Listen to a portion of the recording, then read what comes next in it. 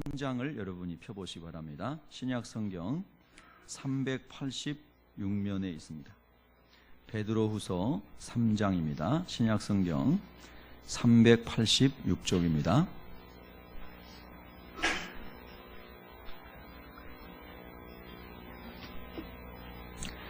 네, 다 찾으셨나요? 그러면 우리 교독을 하도록 하겠습니다. 3장 전체를 교독합니다. 사랑하는 자들아, 내가 이제 이 둘째 편지를 너희에게 쓰노니 이 두 편지로 너희의 진실한 마음을 일깨워 생각나게 하여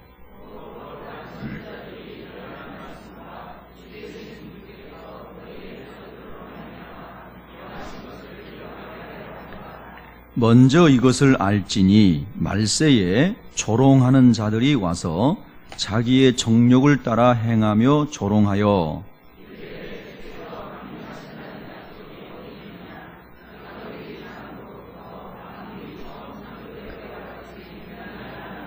이는 하늘이 옛적부터 있는 것과 땅이 물에서 나와 물로 성립된 것도 하나님의 말씀으로 된 것을 그들이 일부러 잊으려 함이로다.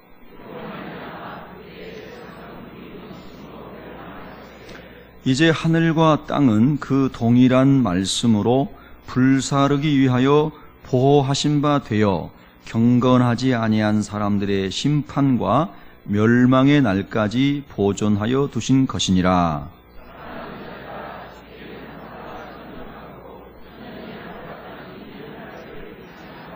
주의 약속은 어떤 이들이 더디다고 생각하는 것 같이 더딘 것이 아니라 오직 주께서는 너희를 대하여 오래 참으사 아무도 멸망하지 아니하고 다 회개하기에 이르기를 원하시느니라.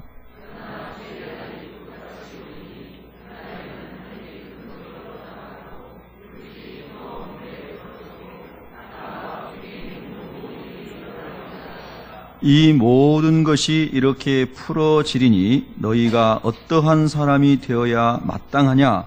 거룩한 행실과 경건함으로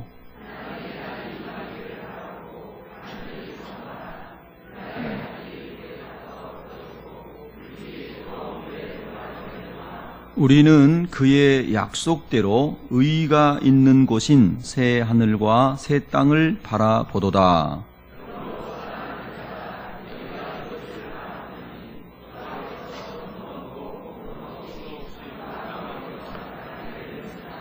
또 우리 주의 오래 참으심이 구원이 될 줄로 여기라. 우리가 사랑하는 형제 바울도 그 받은 지혜대로 너희에게 이같이 썼고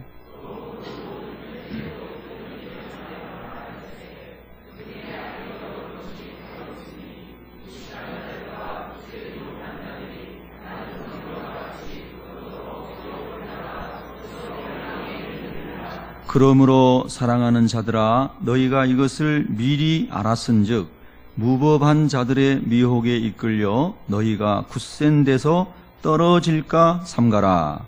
오직 우리 주 곧 구주 예수 그리스도의 은혜와 그를 아는 지식에서 자라가라.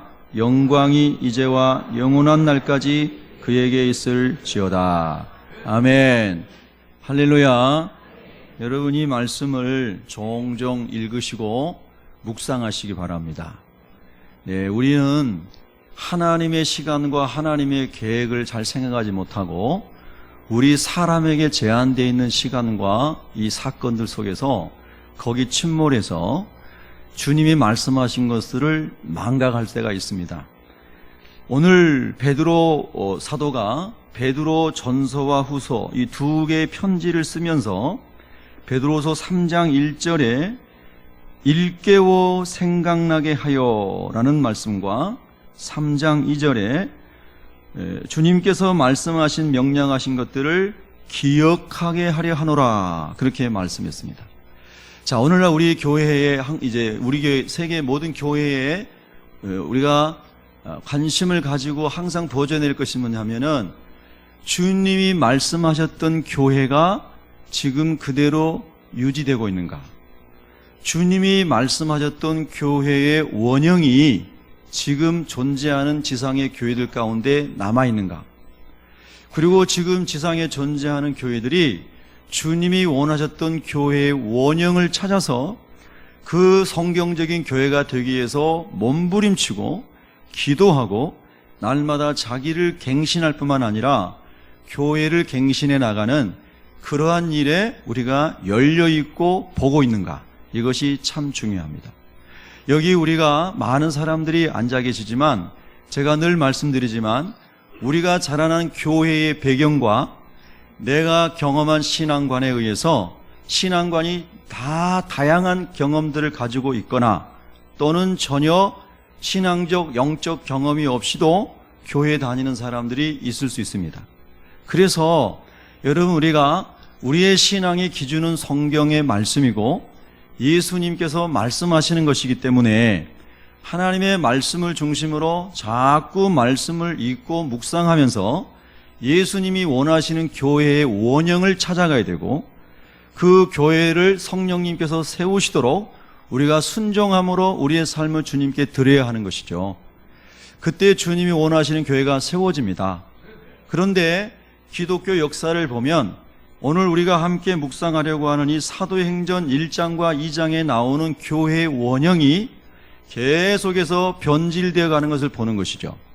그래서 2000년이 지난 다음 이 세대를 살아가는 많은 사람들, 또 교회의 원형을 경험해보지 못했던 많은 종교적인 그리스도인들, 그 교인들이 자기가 생각하고 있는 것이 교회라고 생각하고 있는 것입니다. 자기가 경험하고 있는 것이 교회의 진짜 모습이라고 생각합니다. 자기가 듣고 경험한 것이 그것밖에 없기 때문입니다.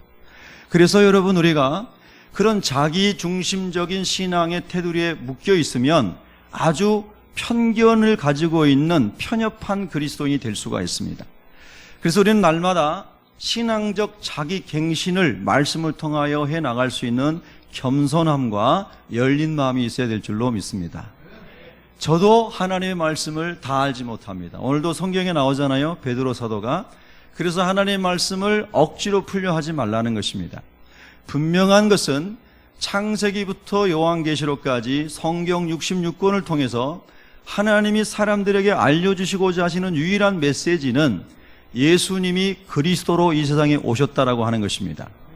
하나님이신 그분이 사람의 몸을 입고 오셔서 모든 사람의 죄악을 대신 담당하시고 십자가에서 죽으시고 부활하시고 승천하시고 다시 오신다는 것입니다. 그래서 창세기의 주제도 예수님이고 출애굽기의 주제도 예수님이고 레위기의 주제도 예수님이고 모든 성경의 주제는 예수님입니다. 그래서 모세가 말했던 것이 바로 인자에 관하여 말한 것이다. 선지자들이 말했던 것이 바로 인자에 관하여 예수님에 대하여 말씀하신 것이라고 예수님이 말씀하신 것입니다. 그래서 여러분 우리가 성경을 통하여 예수가 그리스도이심을 발견하고 예수를 그리스도로 모셔드림으로 우리가 구원을 얻게 하려고 하나님이 성경책을 주신 것입니다. 할렐루야. 그래서 그 예수 그리스도를 전하기 위해서 하나님이 성경을 주셨는데요, 예수님이 이 세상에 약속하신 대로 오셨습니다. 그래서 예수님께서 십자가에 죽으시고 죄값을 지불하시고 믿는 자에게 구원의 길을 열어주셨습니다. 성소에서 지성소로 들어갈 때에 휘장이 있어서 그 휘장을 열고 올리고 들어갔던 대제사장의 제사를 예수님의 몸을 휘장 삼아 찢으시고, 그래서 예수님의 몸이 십자가에 죽으실 때 휘장이 위에서 아래로 찢어지면서 대제사장으로 오신 영적인 예수님을 믿음으로 예수 이름으로 하나님의 보좌 앞에 나아가는 지성소에 나아가는 은혜를 예수님이 주신 것입니다. 그것이 히브리서 10장에 자세하게 설명되어 있는 내용입니다. 그래서 우리는 예수님이 오셔서 우리의 죄값을 지불하시고 부활하심으로 하나님 되신 것을 알고 믿은 사람이 그리스도인입니다. 그리고 예수님은 다시 와서 우리를 예수님 계시는 하나님 나라로 데려가겠다고 말씀하셨고, 그 다시 오실 예수님을 기다리면서 이 땅에서 그 예수님을 그리스도라고 전하며 살아가는 사명으로 살아가는 사람이 그리스도인입니다. 그래서 우리는 성경을 볼 때마다 항상 그 예수님의 기초 위에, 그래서 그것이 반석이라고 그랬습니다. 페트라, 반석이라는 뜻입니다. 그래서 이 반석 위에 내 교회를 세우리니 주는 그리스도시요 살아계신 하나님의 아들이십니다 라고 하는 베드로가 고백했던 예수 신앙 고백 위에 교회를 세우리니 음부의 권세가 이기지 못하리라. 할렐루야. 그런데 기독교 2000년 역사에 보면 예수 그리스도의 반석 위에 세워졌던 교회가 예수님 외에도 구원을 얻을 수 있고 예수님 외에도 성공과 할 길이 많다라고 하는 궤변론자들이 많아진 시대에 지금 우리가 살아가고 있는 겁니다. 특별히 로마 가톨릭은 예수님 없이도 구원받는다고 당당하게 말하는 이교도적 종교입니다. 여러분 중에 불편한 사람이 있으셔도 할 수 없습니다. 오직 구원은 예수 그리스도 말 통해서 구원을 얻습니다.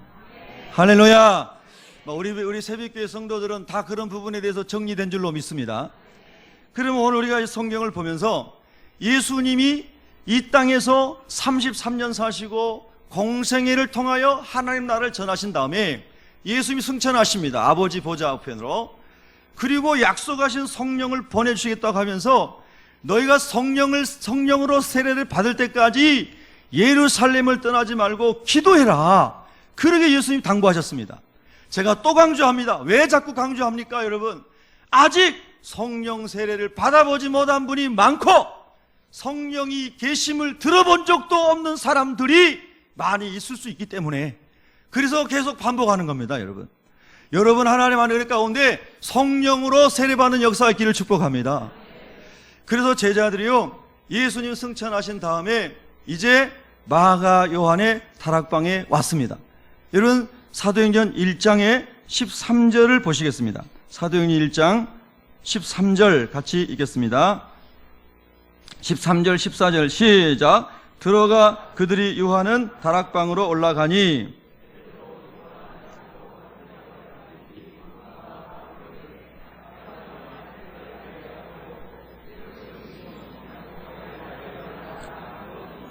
여자들과 예수의 어머니 마리아와 예수의 아우들과 더불어 마음을 같이하여 오로지 기도에 힘쓰더라. 아멘. 이제 저를 보시기 바랍니다. 여러분, 우리가 하나님의 말씀은 살아있고 운동력이 있어 좌우에 날선 검과 같아서, 할렐루야, 영혼도 골수도 심령도 육체도 다 치료하시는 말씀이라고 분명히 히브리서 4장 12절에 말씀하셨습니다. 그러니까 성령의 감동으로 기록된 이 말씀을 겸비하여 성령을 의지하고 듣다 보면 성령님이 각 사람 가운데 깨닫게 하시고 말씀하시고 치료하시고 은혜를 주시는 것입니다. 그것을 믿지 않으면 예수님과 우리가 상관없습니다. 하나님의 말씀이 단지 문자가 아니라 문학적인 책이 아니라 성령의 감동으로 기록된 말씀을 믿는 사람에게 하나님의 성령이 우리의 영을 통하여 역사하시는 겁니다. 여러분 그렇게 여러분이 하나님의 말씀이 성령으로 먹어지시기를 바랍니다. 말씀을 먹는다? 제 말이 아니고 에스겔서에 나온 말씀입니다. 너는 이 두루마리를 먹고 가서 그리고 전해라 그랬습니다. 할렐루야. 여러분, 그래서 이 예수님의 말씀을 듣고 이 고린도전서 15장에 보면 예수님의 부활을 목격한 사람이 500명인데 그런데 120명이 마가 요한의 다락방에 왔다 그랬습니다. 자, 여러분, 예수님께서 갈릴리 호수의 북쪽에서 주로 선교를 하실 때는 가버나움이라고 하는 동네에서 거기 처소를 예비하시고 학자들에 얘기하면 시몬 베드로의 장모의 집에 주로 거기에 거처를 정하시고 전도 여행을 하셨습니다. 예루살렘을 중심으로 전도하실 때에는 마가 요한, 그의 어머니도 마리아입니다. 이스라엘 사람들은 여자 이름이 마리아가 많아서 그래서 꼭 앞에다 뭘 붙이고 동네 이름을 붙이고 그랬습니다. 마가란 이름도 많고 요한이랑도 많으니까 마가 요한이라고 부릅니다. 마가 요한의 집 그 어머니가 마리아인데 그 집에서 모여서 예수님이 말씀을 전하시고 제자들 가르치시고 성만찬도 거기도 하시고 유월절 만찬도 거기서 하시고 그리고 거기 모여서 기도하라고 말씀하신 겁니다. 그런데 감람산에서 예수님이 승천하시고 감람산에서 마가 요한의 다락방까지는 대략 한 1km 정도 됩니다. 제가 그 두 군데 다 가봤거든요. 예, 이렇게 눈으로 보이면 요만한 골짜기 지나가지고 저쪽에 이제 마가 요한의 다락방이 있는 장소가 보입니다. 그래서 그 다락방에도 제가 가봤습니다. 거기서 기도하고. 그런데 그 거리를 이제 감람산에서 내려와가지고 마가 요한의 다락방에 가가지고 거기 사람들이 모였는데 성경에 보니까 예수님의 제자 12명 중에 가룟 유다는 배반하고 자살했고요. 11명이 거기 있습니다. 그런데 성경에 보니까 12명을 채우기 위해서 참 하나님의 섭리가 놀랍죠. 그래서 한 사람 배반하고 나간 제자 대신에 하나님께서 예비해 두신 사람 뽑아가지고 제비를 뽑아가지고 기도하고 제비를 뽑아가지고 마띠아라는 사람을 뽑습니다. 그렇죠? 예, 성경 보신 분 아멘. 예, 그래서 12명의 제자를 숫자를 완성하시고 채우시죠, 하나님께서. 그리고 예수님의 육신의 형제들. 자, 예수님은 잘 기억하셔야 됩니다, 여러분. 예수님은 성령으로 마리아의 태만 빌려서 육신을 입고 오신 분입니다. 아멘. 예수님은 성령으로 잉태된 분이십니다. 그런데 그 마리아와 그 마리아의 남편인 정혼한 요셉, 목수 요셉을 통하여 태어난 4명의 아들이 있습니다. 4명의 아들. 그렇죠? 마태복음 13장인가요? 보면 55절 이하에 나와 있어요.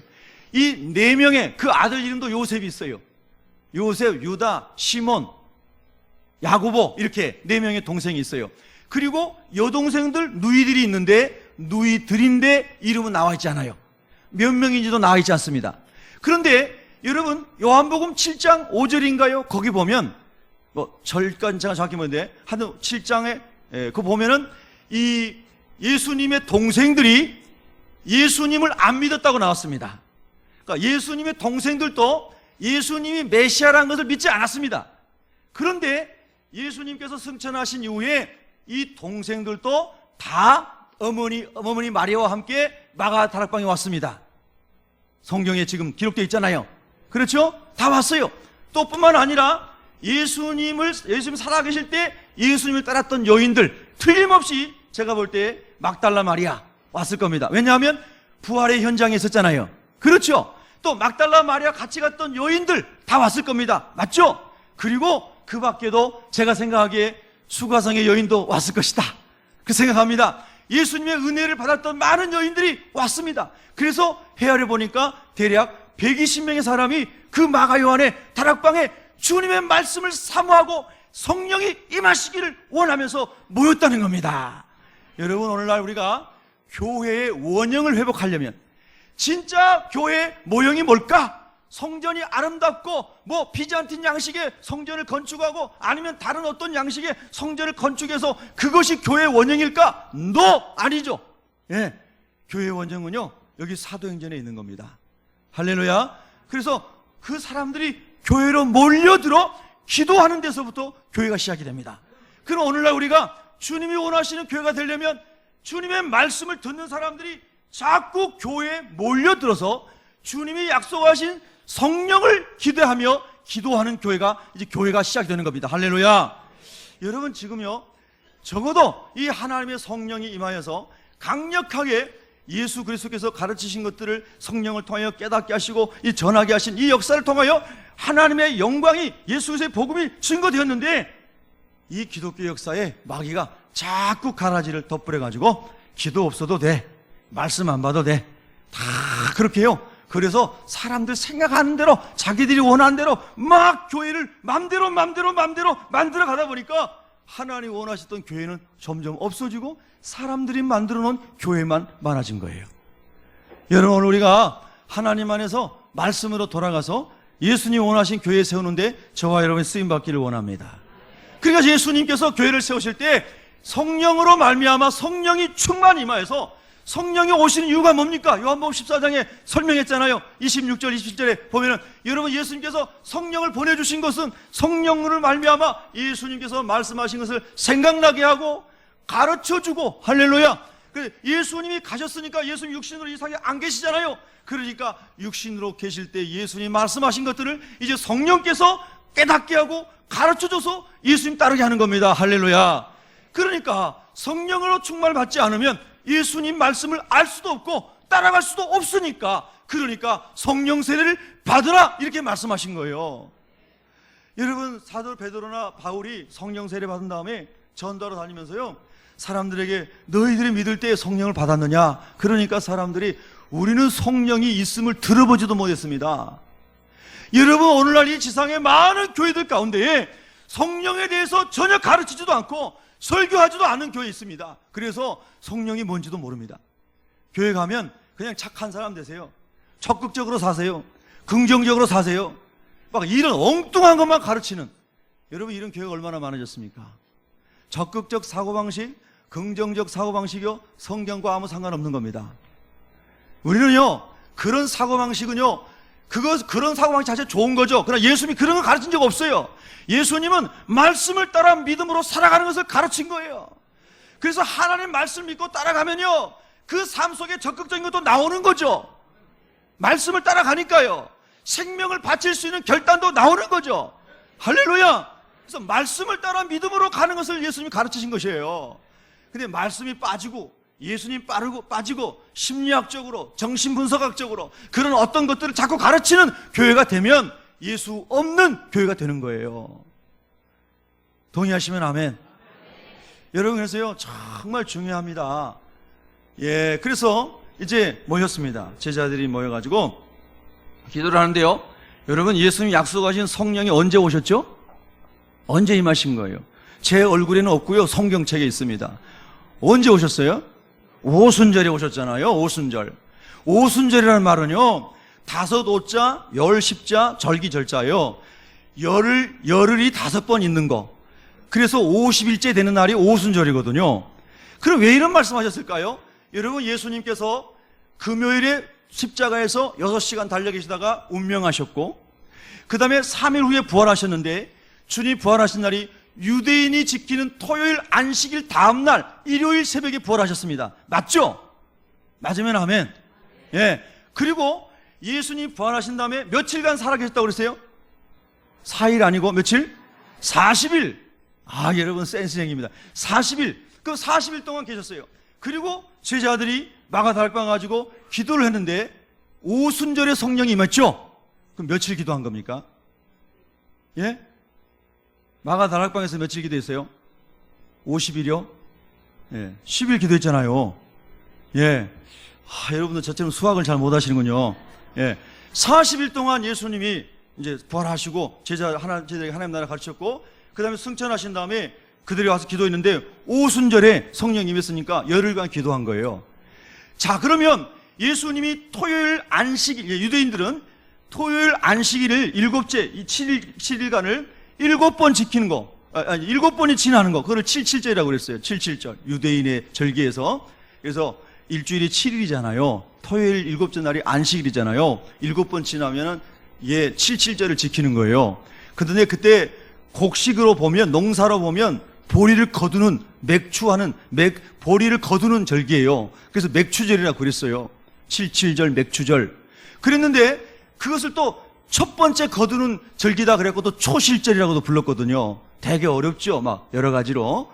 어쨌든 그렇게 불렀는데 그 77절 안식일 7번 지나고 난 다음 날이 50일째인데 그게 오순절이에요. 이 설명이 되신 거죠? 된 거죠? 또 한번 설명해 드릴까요? 예. 제가 머리가 나쁘다 보니까 자꾸 저같이 여러분도 그런 줄 알고 자꾸 반복하고 있습니다, 지금. 그래서 그 50일째 되는 날이 무슨 요일이에요? 누가 주일이라고 그러셨죠? 누가 하신 거예요? 숨지 말고 누가 주일이라고 그랬어요? 주일날 맞아요. 예. 그래서 예수님이 부활하신 날도 주일이고 성령님이 약속하신 성령님이 임하신 날도 주일이에요. 근데 예수님이 부활하신 날은 주일 새벽인데 성령님이 오셔서 성령 충만 받은 시간은 오전 9시예요, 지금. 성경에 나와 있잖아요. 할렐루야. 지금 우리 오전 예배 드릴 때는 성령 역사 있기를 축복합니다. 밤 예배 때도 할렐루야. 하나님 언제나 역사하시지만 그렇게 성경에 기록되고 있어요. 아멘.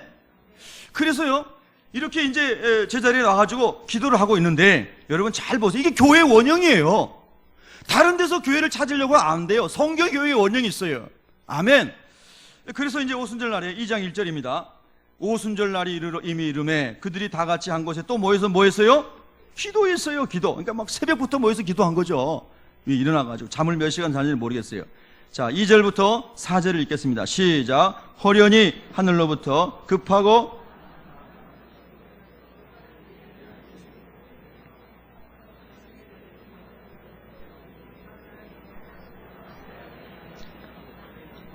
큰 소리로 여기서 시작. 큰 소리로.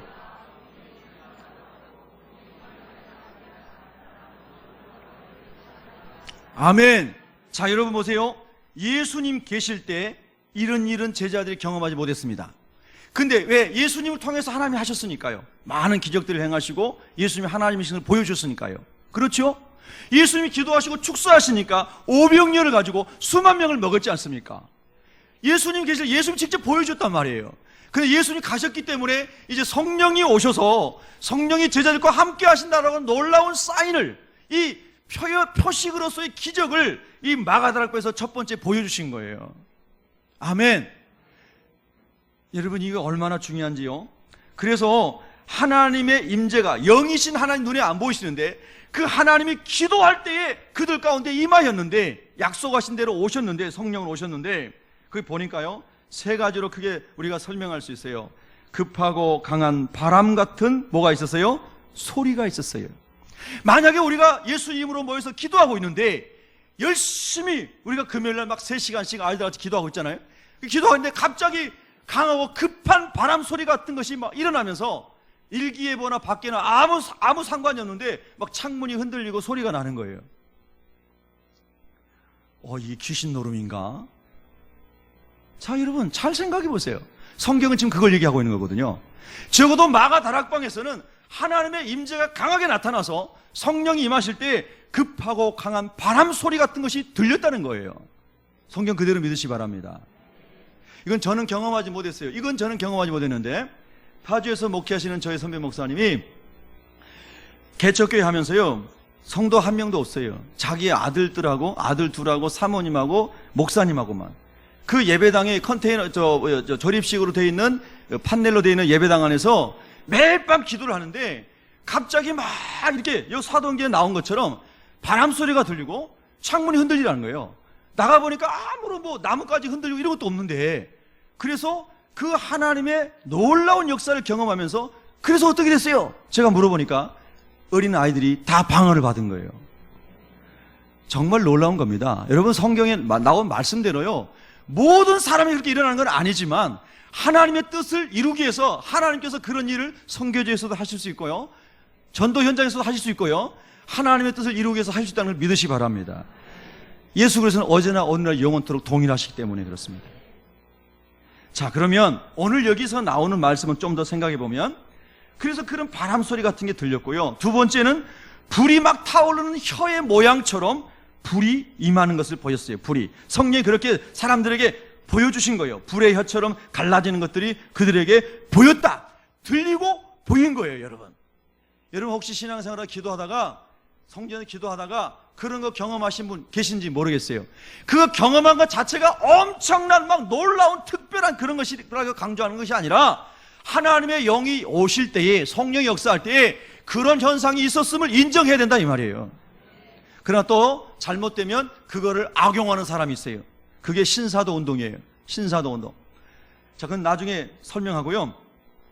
그래서 그런 불의 혀 같은 모양으로 나타났는데, 여러분 성경에 불 가운데서 사람을 만나주신 놀라운 기사가 있잖아요. 거기 어디죠, 여러분? 누구예요? 모세잖아요. 모세. 출애굽기 3장 2절에 보면은 모세가 광야에서 양을 치는데 이 모세가 서쪽으로 이동하여 갔다 그랬어요. 그래서 서쪽으로 이동하여 갔는데 갑자기 거기 떨기나무가 불타고 있는 모습을 하나님이 보여주신 거예요. 그래서 모세가 너무나 신기해가지고 가까이 갔는데 나무가 불타가지고 없어지는 게 아니라 나무는 그대로 있는데 계속 불타는 모양으로 보이는 겁니다. 모세가 너무나 신기해가지고 가까이 갔더니 모세야, 네가 선 곳은 거룩한 땅이니 네 신을 벗어라. 그러면서 하나님의 음성이 들려오는 거예요. 여러분, 이런 하나님의 말씀은 정말 하나님 말씀 우리가 믿어야 되지 않습니까? 그렇죠. 할렐루야. 네.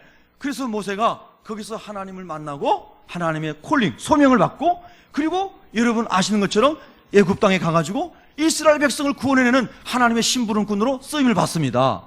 그때도 분명히 불의 모양으로 나타나셨는데 그 불이 나무를 사르는 불이 아니라 하나님의 임재를 나타내는 하나님의 사인으로 불을 보여주신 거다 이 말이에요. 아멘. 그러니까 저는 그런 이야기들을 정말 성경에 있기 때문에 그대로 믿습니다. 예, 제가 경험하지 않았다고 해서 못 믿는 게 아니에요. 하나님 말씀하신 거고, 그리고 하나님이 역사하신 거기 때문에 믿는 겁니다. 할렐루야. 자, 또 하나 방언을 했습니다. 여러분 보세요.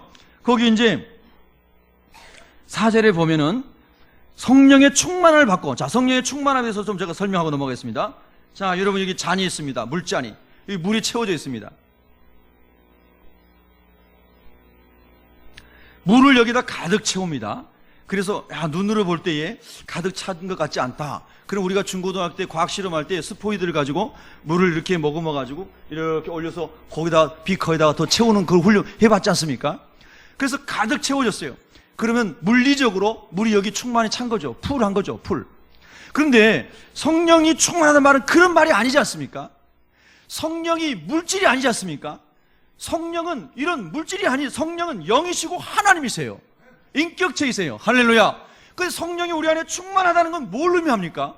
여러분, 요한복음 14장 말씀 그대로 성령이 오신 목적은요, 예수님이 하신 것을 가르치고 예수님이 하신 것을 생각나게 하고 예수님께서 하신 일을 이루기 위해서 성령이 오신 겁니다. 그래서 성령이 충만하다는 것은요, 우리가 예수님의 뜻을 완전히 이루시고자 하는 성령의 다스림 안에, 성령의 이끄심 안에 우리가 완전히 굴복되고, 완전히 우리가 영혼신이 다 성령께 압도당하여 우리가 지배당하고 순종하는 삶을 성령 충만이라고 말하는 거죠. 아멘. 그래서 성령 충만은 성령님의 다스림이에요. 다스림. 언어도 다스림을 받고, 생각도 다스림을 받고, 손과 발과 사용하는 모든 것도 하나님의 뜻대로 살기를 원하나이다. 아까 우리가 베드로후서 3장 읽었던 것처럼 영과 혼과 몸이 그리스도의 날에 흠없이 보존되기를 원하나이다. 할렐루야. 그 삶을 성령님이 인도해 가시는 겁니다. 그래서 그렇게 완전히 성령의 지배 아래 순종하며 살아간 사람이 성령 충만한 삶을 살고 있는 겁니다. 아멘. 그래서 그렇게 살게 되면요, 거룩한 삶을 살게 되고, 복음을 전하게 되고, 긍휼을 베푸는 삶을 살게 되고, 진리를 따라 살아가는 삶을 살게 되고, 의로운 삶을 살게 되고, 예수님처럼 사랑하는 삶을 살게 하는 분이 성령님입니다. 아멘. 그래서 여러분, 우리 예수님께서요, 성령 세례 받아라. 믿습니까? 예. 아멘에 좀 전 되게 힘이 납니다. 아멘은 하나님께 하는 거지만, 예. 자, 그래서 여러분 이제 4절을 또 우리가 묵상하면, 성령이 말하게 하심을 따라 다른 언어들로 말하기를 시작하니라. 분명히 여기서 나오는 방언은 다른 언어의 방언입니다. 예. 그래서 다른 지역의 로컬 랭귀지, 다른 지역의 이 언어를 알도록 한 겁니다. 여러분 참 중요한데요. 저는 이런 그 역사를 제가 이렇게 경험한 건 아니에요. 이런 언어들. 근데 이제 보세요. 자, 여러분 보세요. 왜 하나님이 이때 이렇게 하셨을까 생각해 보셔야 돼요. 사람들이 유대의 절기를 지키기 위하여 디아스포라로 흩어져 있던 유대인들이 다 예루살렘으로 몰려온 겁니다. 그래서 바벨론 시대부터 로마 시대 이르기까지 전 세계에 흩어졌던 유대인들이 그들이 쓰는 언어들이 다 달라졌지 않습니까? 그래서 여기 성경에 나오는, 지금 아까 1장 12절 13절에 나오는 1장 13절이 아니라 2장의 9절에 10절에 나오는 11절까지 나오는 이 지역의 사람들이 우리가 딱 보면 지중해를 중심으로 이스라엘, 그 다음에 이스라엘 동쪽에 여러분 요즘 말하는 중동 지역, 그 다음에 남쪽에 아라비아 지역, 그 다음에 북쪽에 소아시아 지역, 그 다음에 서북쪽에 유럽 지역, 그 다음에 남서쪽에 아프리카 지역, 이 전 세계의 지중해를 끼고 흩어졌던 유대인들이 다 올라온 거예요. 유월절 지키기 위해서. 그 신앙을 가지고 있는 사람들이. 그랬는데 그 사람들 중에 마가다락방 온 사람 중에도 하나님의 성령께서 기름 부어주심으로 다른 언어들로 인하여 통하지가 않았는데, 언어가 그 당시에 유대인들이 쓰는 언어는 아람어였어요. 아람어. 바벨론 유수 때부터 그들이 아람어를 사용했고 계속해서 아람어가 통용되던 시대였거든요. 그런데 그 다른 언어들로 하나님이 하신 큰 일을 전하였다 그랬어요. 그럼 여러분, 두말할 것도 없이 설명할 것도 없이 하나님이 하신 큰 일이 뭡니까? 하나님이 하신 큰 일은 예수 그리스도를 통하여, 예수 그리스도의 십자가의 대속적 죽음을 통하여 우리의 죄값을 지불하시고 예수님 부활하심으로 우리의 구주가 되시고 예수를 믿는 자에게 하나님의 자녀가 되는 하나님의 그 구원의 계획이 예수님 안에서 성취된 것을 말씀하신 것인 줄로 믿습니다. 근데 이 놀라운 예수님 안에 있는 하나님의 구원에 대한 이 일을 각 나라에서 온 사람들의 언어로 하나님이 동시 통역해 준 겁니다.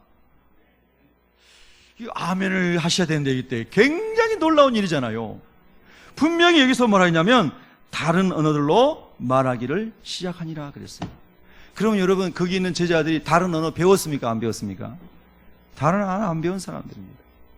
성령이 하신 겁니다. 제가 여러분이 목사님, 우리 목사님 약간 좀 오버한 것 같다 하시는 오해한 사람이 반 명이라도 있을지 모르니까 제가 예를 하나 들겠습니다. 저는 이렇게 막 남의 나라 방언으로 선교지에 가서 경험해 본 적이 없습니다. 그런데 작년에 우리가 중국에 선교 가서 사천성에 갔을 때 거기서 한국인 선교사님 만났습니다. 제가 지난번에 한번 말씀드렸어요.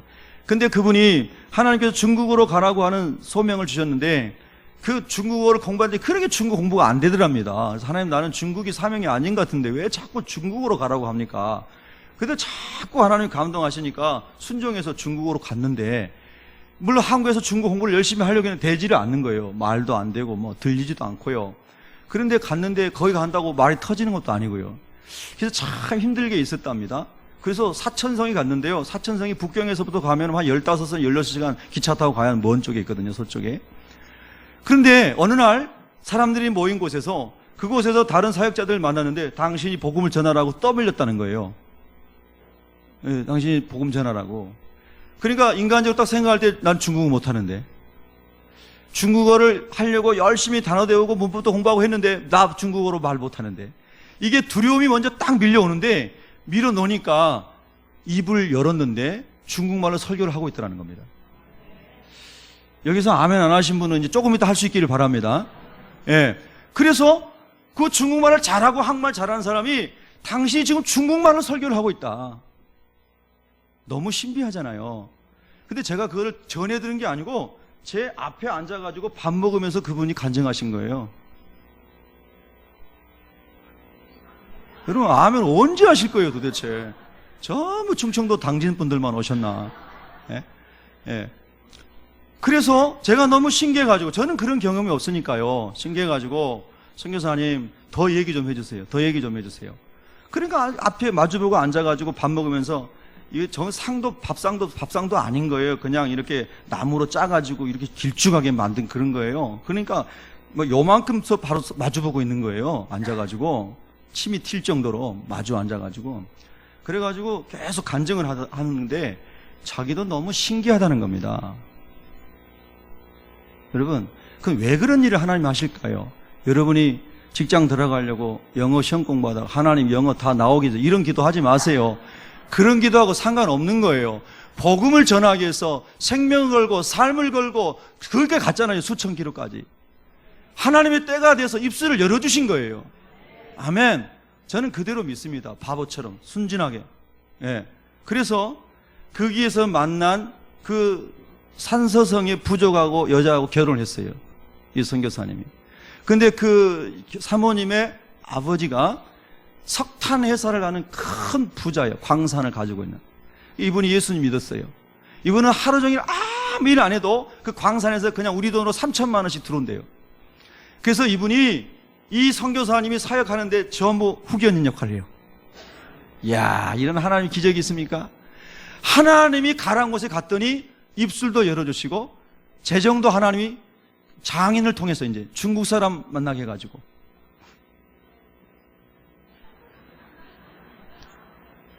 우리는 물질에 관심을 지금 얘기하는 게 아니고요. 복음을 위해서 살아갈 수 있는 길을 하나님 열어주셨다는 것을 말씀하는 겁니다. 여러분, 이거 오해하지 마시고 잘 들으셔야 됩니다. 예. 나도 오늘 밤에 막 금덩어리 떨어지면 좋겠다. 그런 사람은 다른 교회를 갔어요. 아니, 여기 교회에서 바로 되세요. 바로 여기 와가지고 바로. 다른 교회 가라면 안 되죠. 여기서 성경대로 바로 되시기 바랍니다. 예. 혹시 신천지가 여기 어디라도 성경 말씀 듣고 변화돼가지고 바로 돼야죠. 예. 할렐루야. 예. 정말 여러분, 하나님의 역사는요, 놀랍게 일어나는 겁니다. 근데 여러분, 요즘에 신사도 운동이라고 하는 운동이 미국으로부터 시작해가지고 전 세계를 강타하고 있잖아요. 그러니까 조용히 우리 교회만 다니는 사람은 그런 거 듣도 보지도 못해요. 그런데 요즘에는 정보화 시대니까 막 인터넷이면 어디면 막 사방에 그런 일들이 많아요. 근데 여러분, 신사도 운동할 때 신사도로 운동하는 피터 와그라는 사람이 자기가 사도를 12명을 세웠잖아요. 자기가 세운 사람들이, 그 사도들이 세계 복음화에서 하나님 유명한 사람들이라는 거예요. 그리고 그 사람들 통해서 또 다른 사람을 세우는 거예요. 쉽게 얘기하면. 그런데 그 사람이 세운 제자 중에 한 사람은 성령께서 문신을 하라고 그랬다 그래가지고 다 온몸에 문신을 했는데, 여러분, 몸에 문신하는 게 성령의 음성입니까? 마귀의 음성입니까? 그 마귀의 음성이죠. 그러니까 하나님의 말씀이 없으면 구분이 안 될 정도로 성령이 임할 때도 이런 우리가 생각하지 못했던 이런 일들이, 지금 사도행전에 일어난 일들이 일어나잖아요. 그렇죠? 근데 마귀도 그런 기적도 역사도 막 하잖아요. 그러니까 하나님의 말씀이 없으면 분별이 안 되는 시대가 됐다 이 말이에요. 아멘. 그래서 또 마귀가 그렇게 많이 역사하니까 이제 예수 믿는 사람이 성령도 구하지 아니하고 은혜도 구하지 아니하고 그냥 맹맹하게 이렇게 살아가게끔 또 그렇게 만든단 말이에요. 여러분, 그러나 우리는 그것도 아니요 저것도 아니요 말씀대로 가면 됩니다. 그래서 성령이 여러 가지 현상으로 나타났을 때도 말씀대로 분별하고, 그 다음에 열매가 예수의 열매를 맺느냐, 예수의 성품의 열매를 맺고 복음전도의 열매를 맺고 진리의 열매를 맺고 거룩함의 열매를 맺고 하나님께 영광을 돌리는 열매를 맺느냐, 이걸 보시는 거예요. 아멘. 자, 그래서요, 그거 이제 신사도 얘기가 너무 많이 들어가니까요, 하나만 더 얘기합니다. 사도는 예수님께서 12명만 세웠습니다. 그랬는데 그 12명 중에 가룟 유다가 배신하고 죽었고요, 대신에 아까 하나님이 기도하고 제자들이 기도할 때 하나님이 뽑아서 다시 세운 사람이 마띠아입니다. 베드로가 세운 게 아니에요, 여러분. 가룟 유다 대신해서 세운 마띠아를 베드로가 세운 게 아니에요. 누가 세웠어요? 하나님이 세우신 거예요. 아멘. 사람이 사도를 세우는 게 아니에요. 하나님이 세우셨다 이 말이에요. 그래서 12명의 사도를 하나님이 세우신 겁니다. 또 하나, 예수님의 12사도에 들어가지 않았지만 부활하신 예수님이 직접 만나주시고 사도로 세운 사람이 있어요. 그 사람이 누구예요? 그 사람이 바울이에요, 바울. 그래서 성경에 보면 예수님이 직접 세우신, 하나님이 기도할 때 성령으로 세우신 마띠아를 포함하여 하나님이 세우신 사도는 사도 바울까지 그것밖에 없어요. 아멘. 여러분, 성경 공부하다가 많이 깨달아서 아니 목사님 또 있는데요, 저한테 좀 가르쳐 주시기 바랍니다. 저는 모르면 또 겸손히 배울 자세가 되어 있습니다. 그래서 다음에 이어지는 모든 사람들은요, 사도라고 부르는 게 아니라 목사와 교사로 세우고요, 하나님이 여러 가지 은사를 통해서 복음을 전하도록 하셨습니다. 아멘. 근데 요즘에요, 신사동이라면서요, 막 자기들이 막 하나님의 절대 주권을 받아서 사도들이 임명하는 사람으로 사람 미혹하니까요, 많은 사람들이 거기에 가가지고 영혼을 팔고 마귀에게 막 붙들려가지고 이상한 현상 속에서 막 도취돼가지고 있는 사람들이 너무나 많아졌는데, 한국교회에 많은 사람들이 그런 사람들을 초청해가지고 또 이제 여러 가지 집회도 하고 하는 것을 보는데요, 여러분 분별하시기를 축복합니다. 할렐루야. 자, 이제 또 다음 부분을 우리가 묵상해야 되겠습니다. 자, 그러면 이렇게 성령의 충만함을 받은 제자들의 삶의 열매가 뭐냐는 거예요. 성령 충만 받은 열매가 뭡니까? 했을 때 여러분 14절을 한번 보겠습니다. 2장 14절 시작. 베드로가 11 사도와 함께 서서 소리를 높여 이르되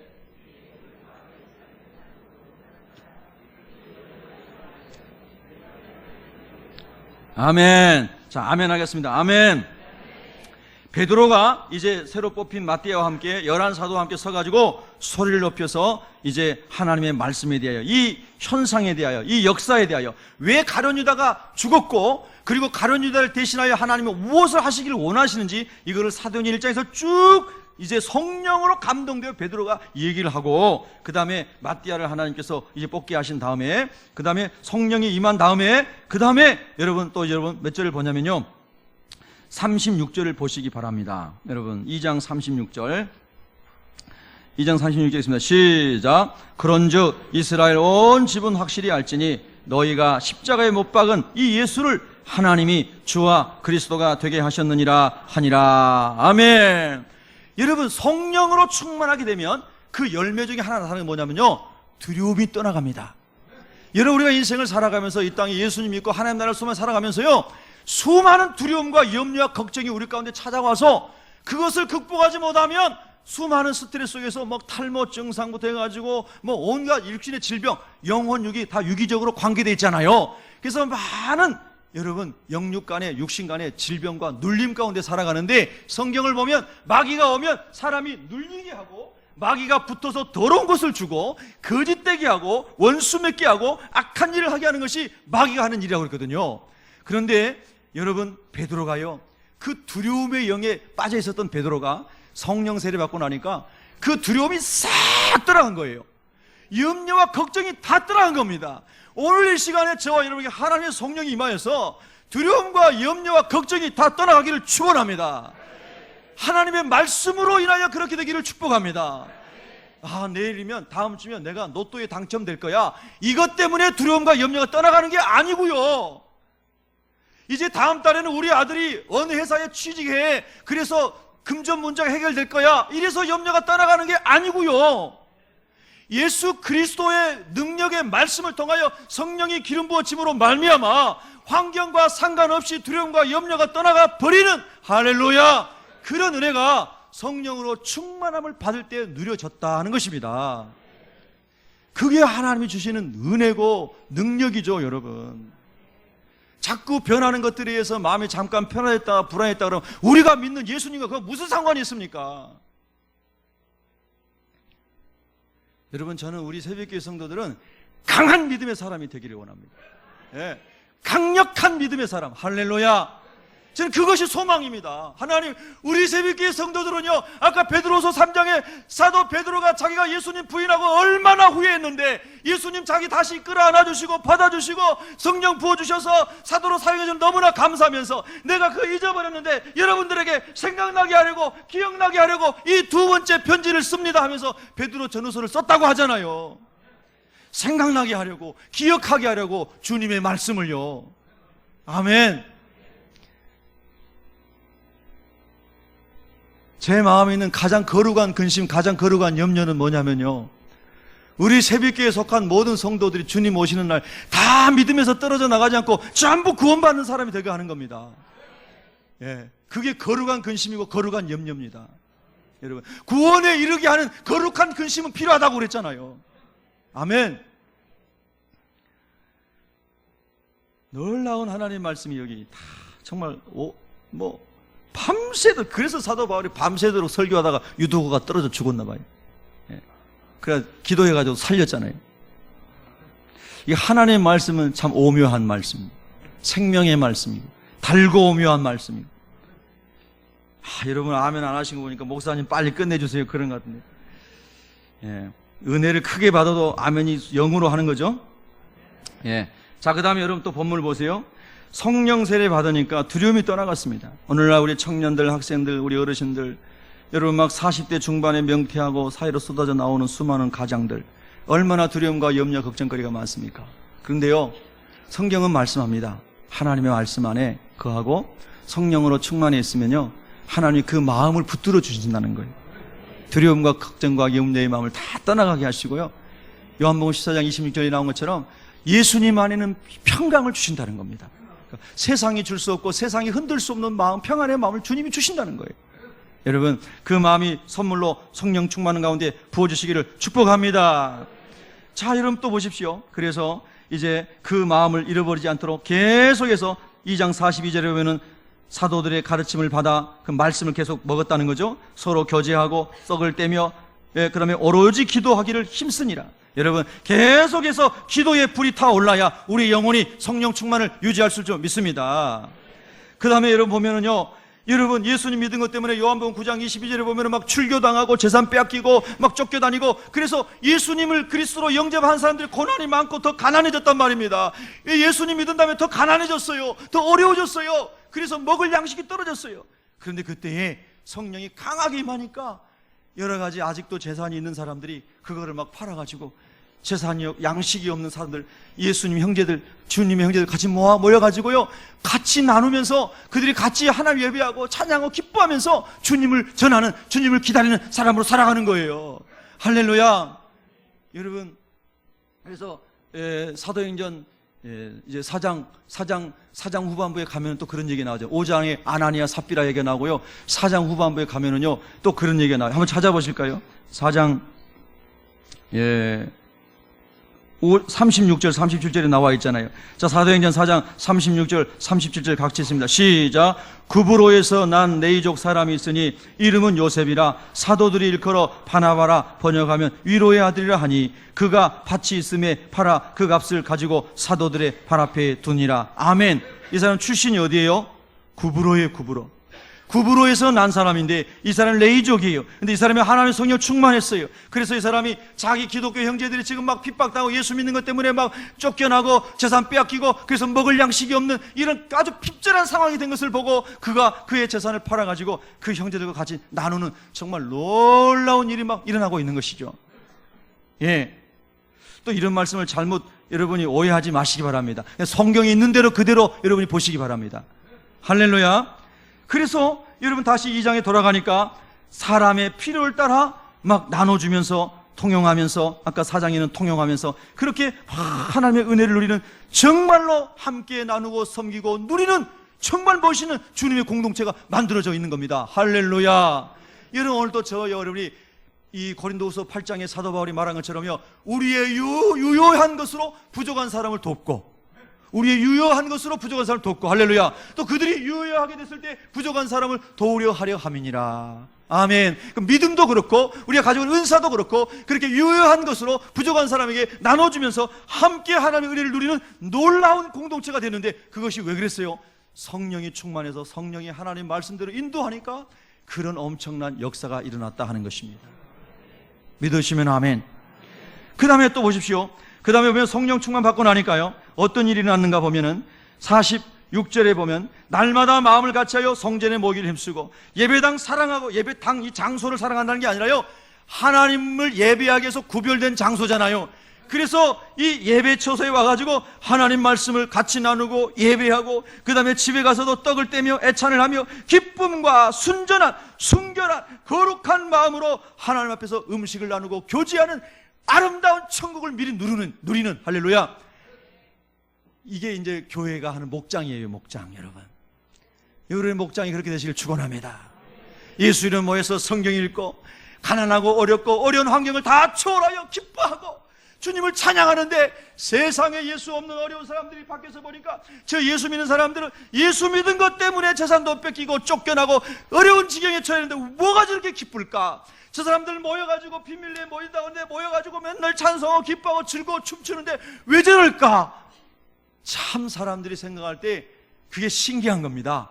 그래서요, 그걸 보고 이야, 우리도 저 사람처럼 기쁘게 살 수 없을까?